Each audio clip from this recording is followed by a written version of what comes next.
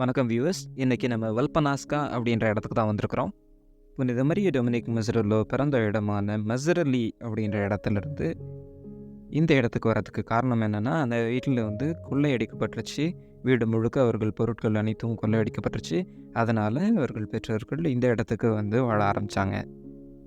நம்ம ஏற்கனவே சொன்னது போல், எங்கே இருந்தாலும் மரியன்னையின் மீது தீராத பற்று கொண்டு எப்பொழுதும் மரியன்னைக்கு விசுவாசமாக வாழக்கூடிய ஒரு நபராக வாழ்ந்தார் அப்படின்றத நம்ம இந்த புனிதரை பார்க்கலாம். நற்கருணை மற்றும் திருப்பலியின் மீது தீரா பக்தி கொண்டதுனால அவர்களுடைய வீட்டு வேலைகளை எல்லாம் சிறப்பாக சீக்கிரமாக முடிச்சுட்டு கோயிலுக்கு போகக்கூடிய ஒரு நபராக இருந்தாங்க.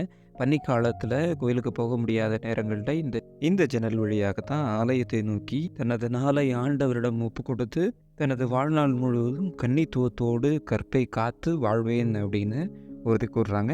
இங்கேருந்து நம்ம பார்த்தோம்னா இங்கே இருக்கிற ஆலயம் தெரியும் நமக்கு.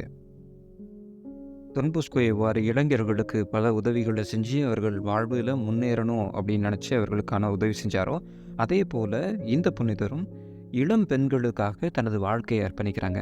ஏழ்மையில் இருக்கக்கூடிய பெண்களுக்கு ஒரே ஒரு வருமானம் ஈட்டக்கூடிய ஒரு வேலை என்னவாக இருந்துச்சு அப்படின்னா விபச்சாரம்.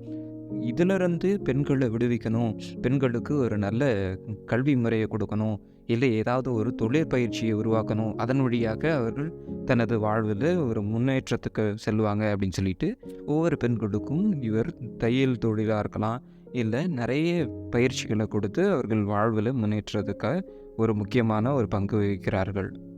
ஃபாதர் பஸ்தரினோ அவர்களோட துணையோடு தொடக்க காலத்தில் இளைஞர் பணியை ஆரம்பிக்கிற இவர், அதற்கப்புறமா பஸ்தரினோ நமது டொன் பொஸ்கோ அவர்கள் இதே மாதிரியான பணியை செய்கிறாரு அப்படின்றதுனால டொன் பொஸ்கோவை அறிமுகப்படுத்துகிறாரு. இந்த அறிமுகத்தோட ஒரு நல்ல சிறப்பான இளைஞர் பணியை இவர்களால் செய்ய முடிஞ்சதுக்கு காரணம் நமது டொன் பொஸ்கோவனுடைய அளவில்லா ஞானமும் அறிவுரையும் அப்படின்னு தான் சொல்லணும். இவர்கள் அடிக்கடி சொல்லக்கூடிய வார்த்தைகள் என்ன அப்படின்னு பார்த்தோம்னா, நீங்கள் செய்கிற ஒவ்வொரு சிறிய சிறிய வேலையையும் கடவுளுடைய அன்புக்காக சிறப்பாக இவர்கள் துணி தைக்கும் பொழுது நீ தைக்கக்கூடிய ஒவ்வொரு தையலையும் ஆண்டவருடைய அன்புக்காக செய்யுங்க அப்படின்னு சொல்லக்கூடிய ஒரு நபராக இருந்திருக்கிறாங்க. பெண்கள் பணி தொடங்கின காலத்தில் டொன் பொஸ்கோ திருப்பலி நிறைவேற்றக்கூடிய முதல் பீடமாக இந்த இடம் தான் இருந்திருக்கு. அதற்கு பிறகு தான் இங்கே ஆலயம் ஒன்று உள்ள அமைத்திருக்கிறாங்க.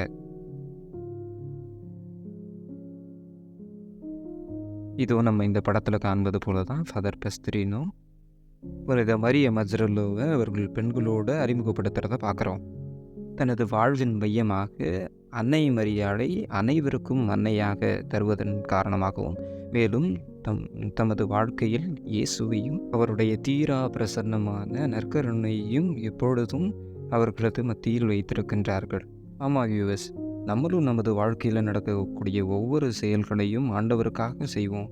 அவரோட அளவில்லாத அன்பை உணர்வோம். மீண்டும் ஒரு நல்ல பதிவோடு உங்களை சந்திக்கும் வரை உங்களிடமிருந்து விடைபெறுவது உங்கள் சகோதரர் வளன்.